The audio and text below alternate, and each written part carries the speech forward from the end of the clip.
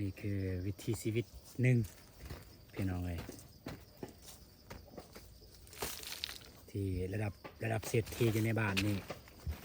ก็ผ่านการเฮ็ดแบบนี้คือกันพี่น้องระดับเศรษฐีแบบว่าเศรษฐีนั่นแหละเศรษฐีเงินเศรษฐี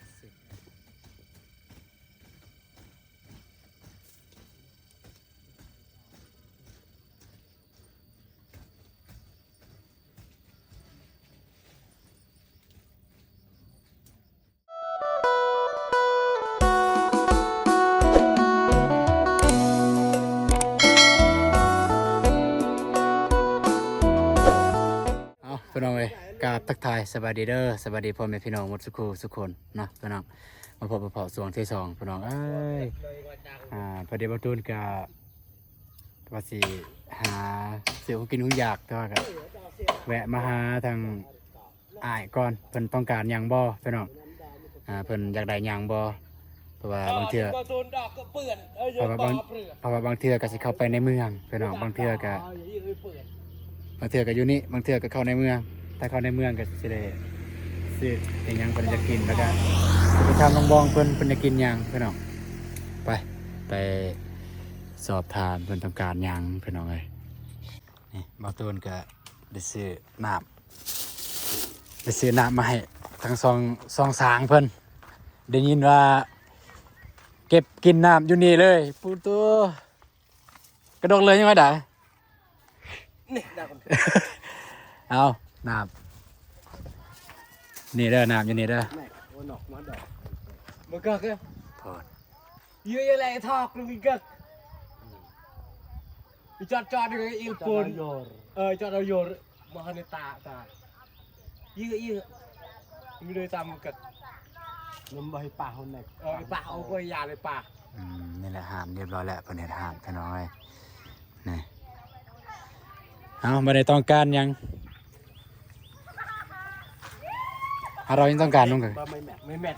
ไม่เม็ดว่าทอน้ำเที่ยงเด้ทอน้ำเที่ยงอันนี้แท็กซี่มีอยู่ใส่คันไปในเมืองไปซื้ออยู่ในเมืองบอน้ำแกรก็ไปตักอย่างน้ำเที่ยงจอดตาเลยจอด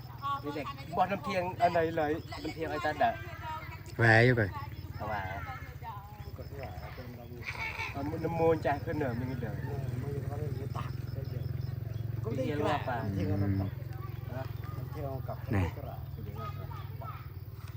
ดุลหลองแม่นก็ไปแกรมาตานกเลยตาเอียนในภาษาน่ะจะเติมน้ำเทียงหมดถอยแกวบ่ตีแม่บังเต็ดเต้นดอกเงินเหยียดเอียนแม่บังเต็ดลูกบอกก็ไปง่ายกระดองมันเนาะแม่ดอกลายกระเสียดเตรียมปากกันหน่อยตอนนี้แทกเสานี่สิทุบเสานี่พี่น้องว่าเสานี่สูงแล้วก็สิทุบออกว่าเฮ็ดแต่3 เมตร ความสูงมัน3 เมตร 30 3 เมตร 30ก็ทุบออกตัวที่เหลือหั่นน่ะนี่เลย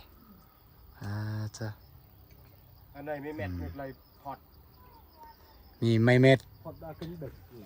จะได้ต้นนี้เลยป่ะลูกกับอยู่ในสถานมันหนังอยู่ในสถานอยู่เลยนุ่มแกร่ยังอยู่เลยด้วยก็ยังตัดกันขึ้นมายังจอดเลยยอดเลยตากเลยโดยตัวที่ใช้แล้วใส่โผล่โอเคสันเดี๋ยวประตูนก็จะออกไปซื้อนะตากที่เป็นกระดานหนอกอะไรเราไม่ตักอันไหนจะออกไปซื้อไม่เม็ดแปลว่าไม่เม็ดบ่มีเพิ่นว่าไปหน่อยไปซื้อไม่เม็ดก่อนดักบอกไง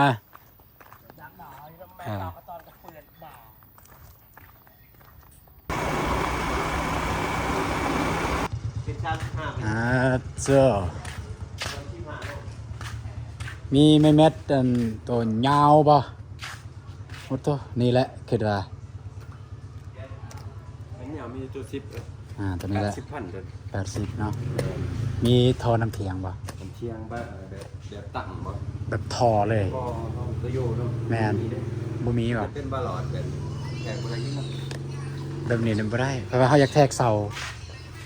โอ้แทกระดับ แมนแทกระดับเป็นเสาอันนั้นแหละ ความสูง แมน นี่ทันทอน ตรงนี้เนาะ เป็นแทกแบบแนวตั้ง เอาบิ๊กอันนั้นได้สิบิ๊กเฟิร์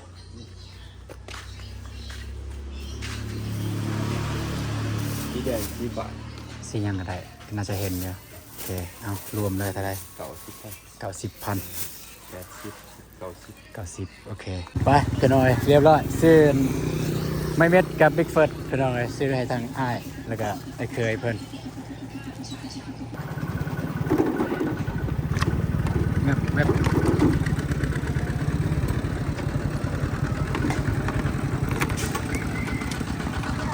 นี่พี่น้อยเอาก็ได้ซื้อนะให้ซื้อแต่อันเดียวเดี๋ยวจะซื้ออีกอันหนึ่ง ดูหันป่า แพ้ นะ พอตะกันยังแต่พอดูมวย แม่เสียหยาอยู่นี่พี่น้องเอ้ยในประตูนกาสิไปเสียหยาก่อนสิออกไปในเมืองพี่น้องตอนนี้ก็ยังมาทันได้อยากเข้าเทือไปเสียหยาจากเล็กจากน้อยก่อนจะน้อยว่าน้ำว่าเรากระตาสดอยิงกระสักก่อนไปเสียหยาก่อนมีหยังก็เอินหาเด้อคุณ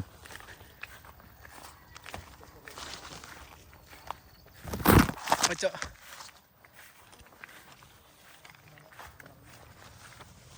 เป็นจังใด ถ่ายคลิปอยู่ ถ่ายคลิปแล้วเอ้ยมันสิมาเสียหยาซอยจะน้อยจะว่าอายเนี่ยมาเสียหยาสำบายดีเด้อ โดยสบายดีเด้อ เป็นจังใดเมื่อยวะ ธรรมดา ธรรมดาเนาะเมื่อยบอที่มาอยู่กับอาย ตั้งกล้องก่อนไปน้องเลยแล้วก็เสียหยาจากเล็กจากน้อยก่อนอืม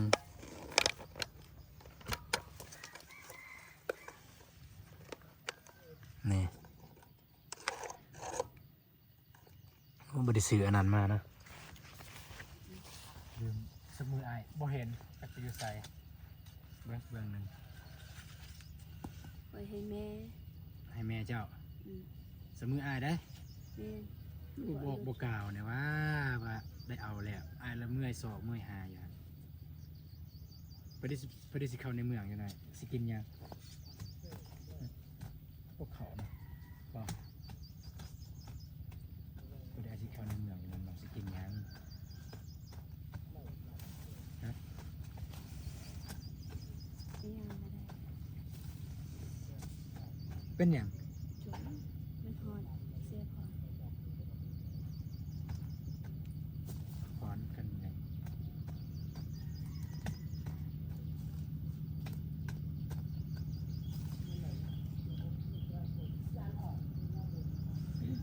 ถึงสีมันถึงตายแต่ว่าแม่เสียบุบบุบ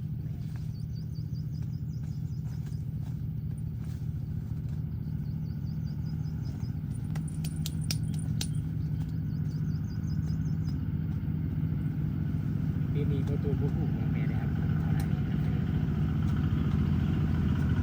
ว่าเป็นประตูเป็นแม่ประตูเก็บแม่ประตูทำบุบบุบที่เขาเสียมันจะเป็นอ้ายอันนั้นตอนเดียว มันเป็นอันใส่ น้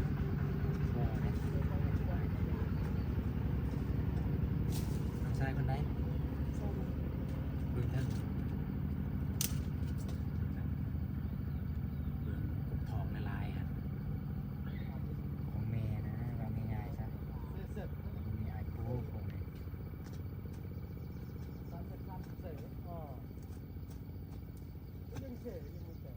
พอดีว่าสิไปในเมืองแต่ว่าต้องทำยาเข่าเถื่อตอนนี้มันเสียหยาก่อน อีซื้อยัง พอดีเงินไอจอบอยู่นำบัญชีไอ้ายเงินไอจอบผมเพิ่นจะได้เงินสดบาทเนี่ยตอนนี้เพราะว่าเงินเพิ่นอยู่นำอายนะเงินเพิ่นขายกาแฟและทางห้างทัน ทางเจ้าของผู้ซื้ออะนะบ่มีเงินสดสิจ่ายเงินสดบ่ได้บ่มีแต่เงินโอนบาทนี่ไปให้จอบมันแบบ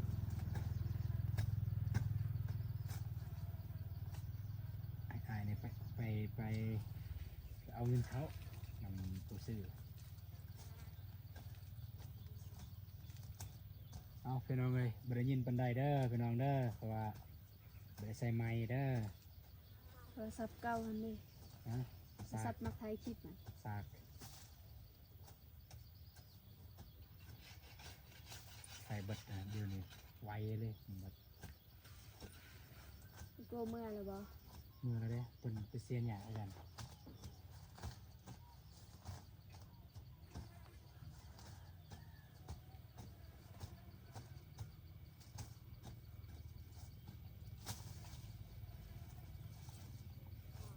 บางทีอาจจะซื้อจักรตัดหญ้าเลยเด้ จักนี่เลย จักรตัดหญ้าตัดเนี่ยนะ ก็มีเป็นหน้ามันบ่ ฮะจักรตัดหญ้าเนี่ยนะ เพื่อตัดอยู่นี่แล้วไปตัดส่วนกระเถาไม่เถาเอ๊ะ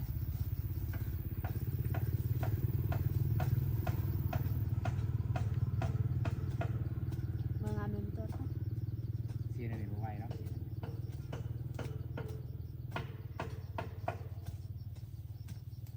เหลี่ยมคนแล้วได้เสียแล้วใส่เวลาไล่เติมได้นะ คือบ่กองเลย กล่องมันบ่ตาย มันเดียวเล็ก เข้าป่ะ ๆคือกัน โอ้บ่เข้าซ้ำไปกันเนี่ย บ่เข้า บ่เข้า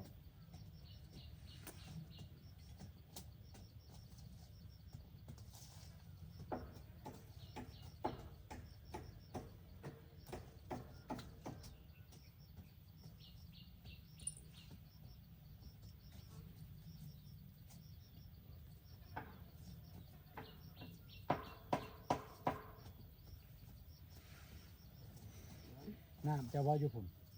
อืม เคยเอาไปกินเลยเด้ ก็ให้พวกเพื่อนกินนี่แหละ งานว่าอาจจะซื้อแล้วไปซื้อมาใหม่แล้ว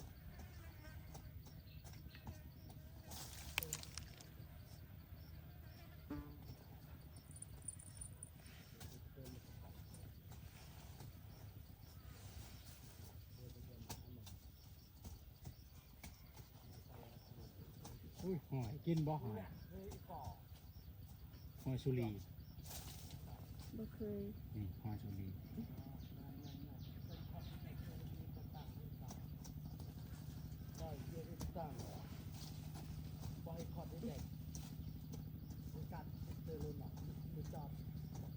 แน่อ้ายแน่เป็นเวียดมันแต่ช่วงนี้เลยเฉพาะเดี๋ยวนี้มันแต่ช่วงนี้เพิ่นเห็นเพราะว่ามีเด็กเห็ดแต่คือเสียงานแต่เด็กมือเลยปวดมือละน้อยมือละน้อยย้อนหยังคืออ้ายบ่เคยได้ฉีดยาอย่างนี้นะเคยฉีดยาแล้วบ่เคยตัดผมบ่ให้ฉีดแล้วผมบ่ให้ตัด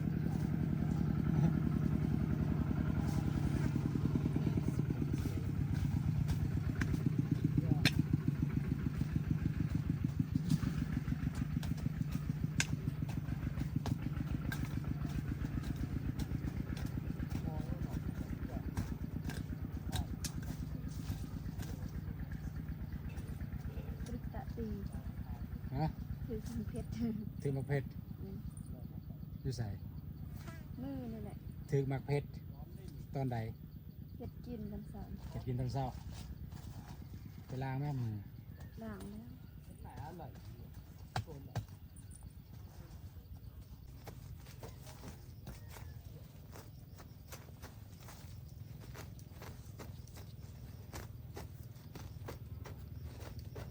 เบิดไอ้น้องพวกอายมาแต่อายเด้เปลี่ยนไป เปลี่ยนเลย จากตะกี้แบบว่ากเสียหญ้าแบบนี้แหละกลายเป็นคนบ่เคยเสียหญ้าดีก็เสียหญ้า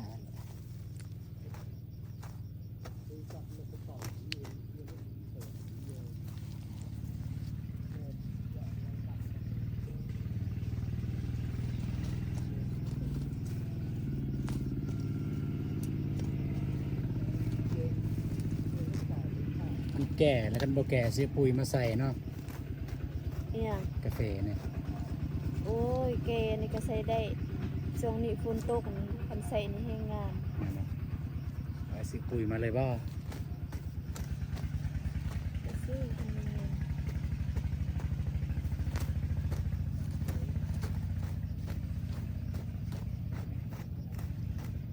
เขาบันไดแปลกันเดี๋ยวมันเขาบันได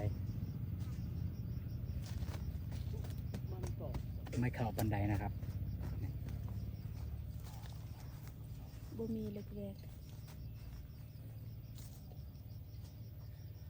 ตะกี้ไอมี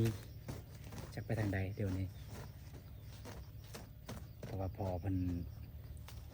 เฮ็ดให้เด้คนละอันแหวกคือลูกเพิ่นจะคนเพิ่นสิเฮ็ดให้เลยของไปของลาวเลยบ่ว่าแต่แหวกมีดผ้าอุปกรณ์เฮ็ดเวียกนั่นแหละนับแต่เกี่ยวเข่าเนี่ยก็มีของไปของลาวมาตะกี้เด้อ เอาเป็นออกมานี่เบิ้งน้องบองเพิ่นเห็ดแต่เสาแหละแต่พุ่นมาพี่แต่ว่ากันเสียแบบนี้ก็สะอาดสะอ้างอยู่เด้เนาะ ๆเลย สะอาด สะอาด แต่ว่าสะอาดแต่ว่าสะอาดพูนเบิ่งพุ่นก็แม่นน้องบองเพิ่นเฮ็ดก็ถือว่าเติมหนึ่งละอืม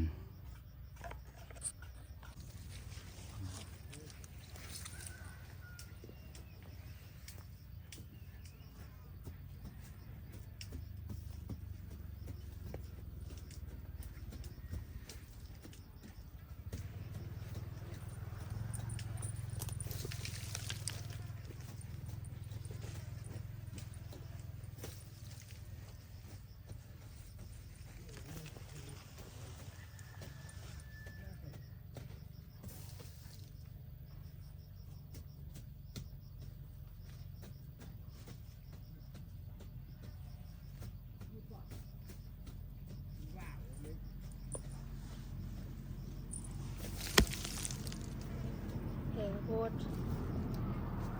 ว่องไวเข้าใจป่ะ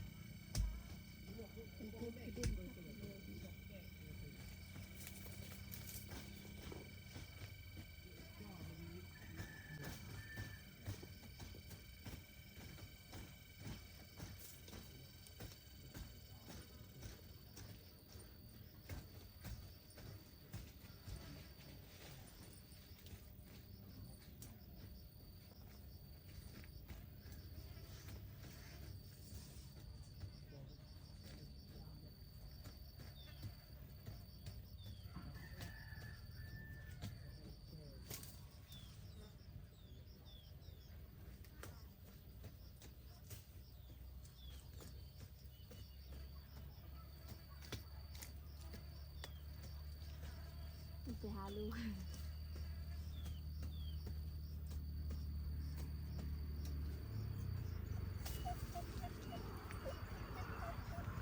ขาดเนาะมาจาก อนก็ยังดีบ่เงาหนึ่งบ่เงาสองบ่ยะ บ่ญาติญาติสบอยู่นี่หึไก่เฮือนนี่ก็ญาติ บ่ ตายแล้ว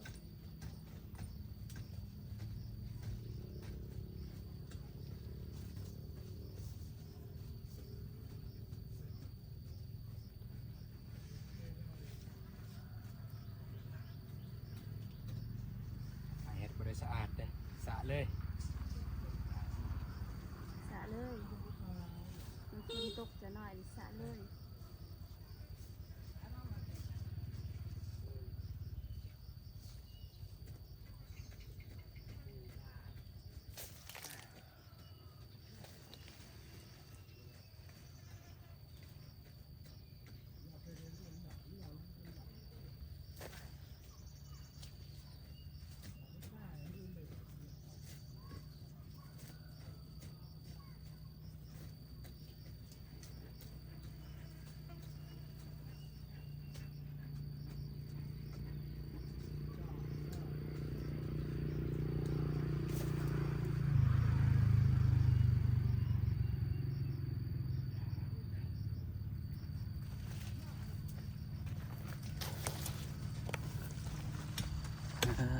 ใช่นี่ถ่ายไก่พ่อแม่พี่น้องเบิ่งเลย แบบนี้เด้อพี่น้องเด้อที่เสียหญ้าขุดแล้วก็จับแล้วก็สั่นนี่สั่นนี่คือสั่นขี้ดินออกพี่น้องแต่หากมันถ้าบ่สั่นเนี่ยมันยังบ่ตายหญ้านี่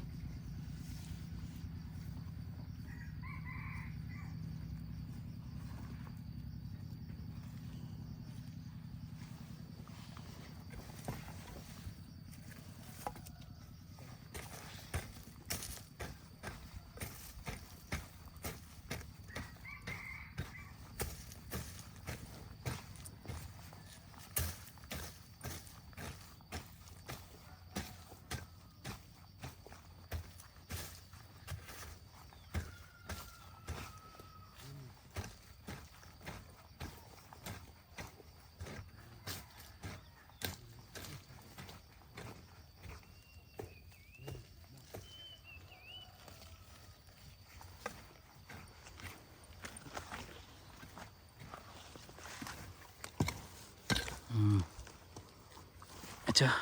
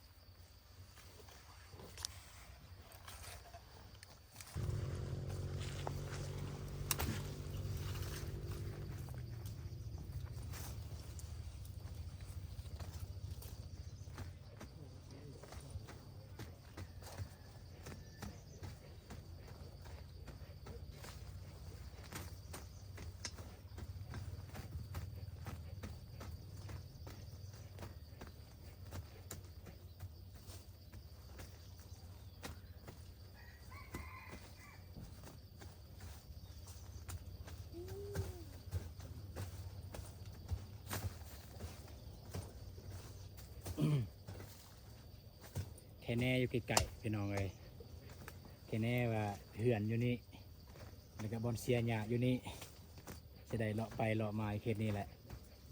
ให้พ่อแม่พี่น้องได้เบิ่งน้ำกัน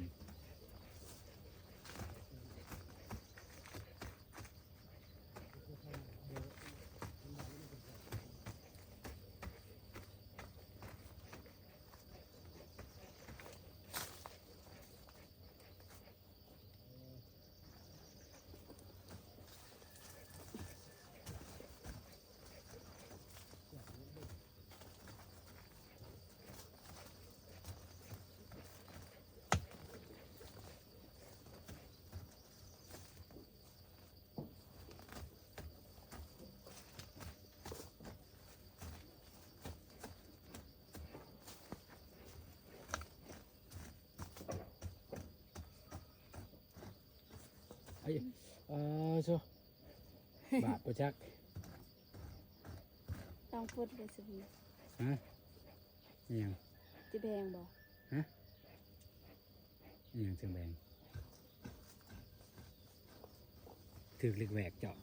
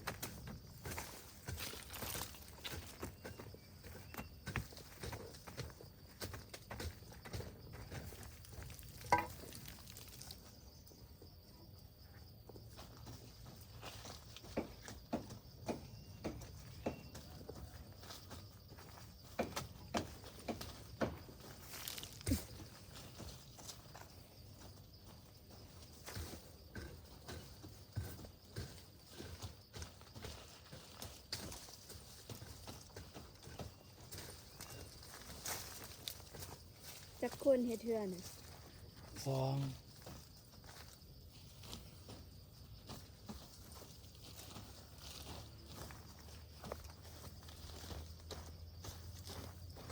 หันไปจะน้อยหันไปไวมาไวเด้อ เป็นยัง เพิ่นสะยานเพิ่นสิหิวอะนะ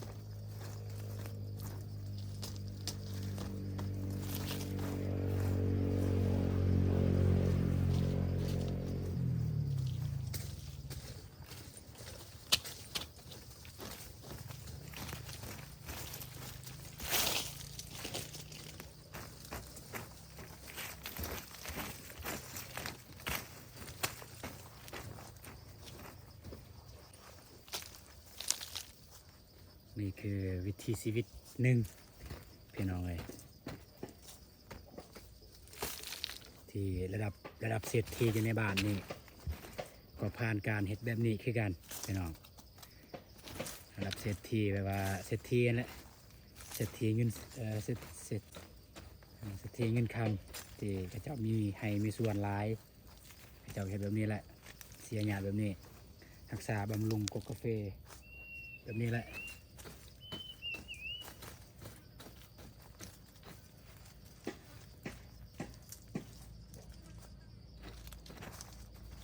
เขาเนี่ยบ่มีอีสัง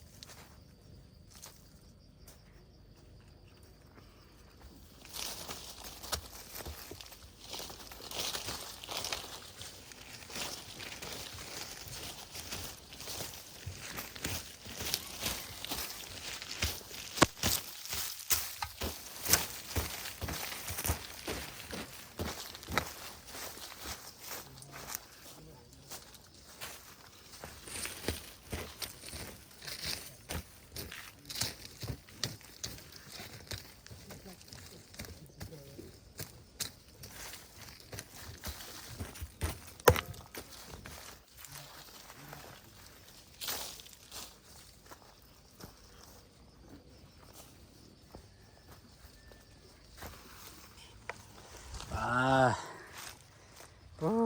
จ้ะนี่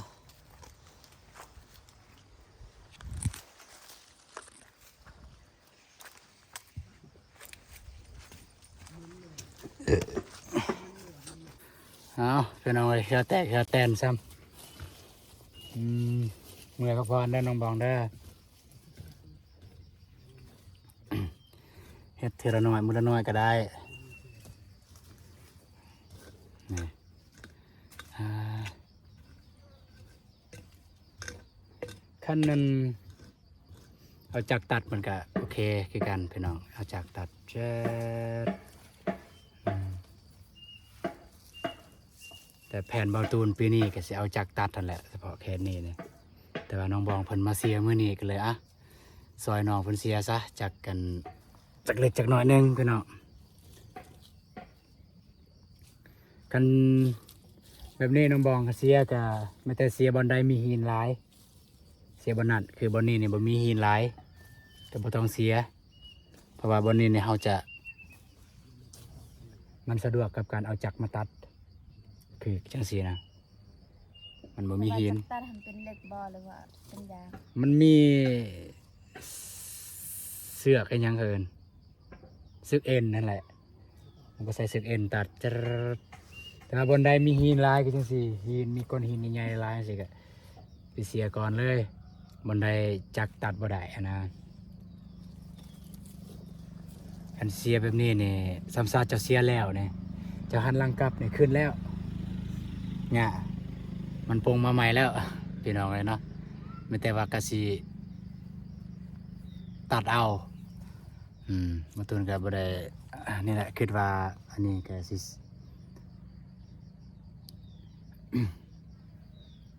ซื้อน้ำมูกน้ำมันมาตัดพี่น้องเดียวเป็นจังไดแล้วก็สิอัปเดตพ่อแม่พี่น้องได้เบิ่งนํกันพี่น้องนะแต่ว่าตอนนี้ก็พอสำนี้แหละน้องบางคันน้องยังสิเฮ็ดก็ไม่แต่ว่าเฮ็ดคืออ้ายเว้านั่นแหละบ่อนใดที่มันมีหินบ่อนหินมันติดกันสมมติว่ามันสมมติจังซี่เนาะมันออกแต่นี่แต่ไปโลกออกบนใดมีหินบนนั้นพอบนใดหัวจักเข้าได้ในระหว่างสำนีหัวจักเข้าได้สำนี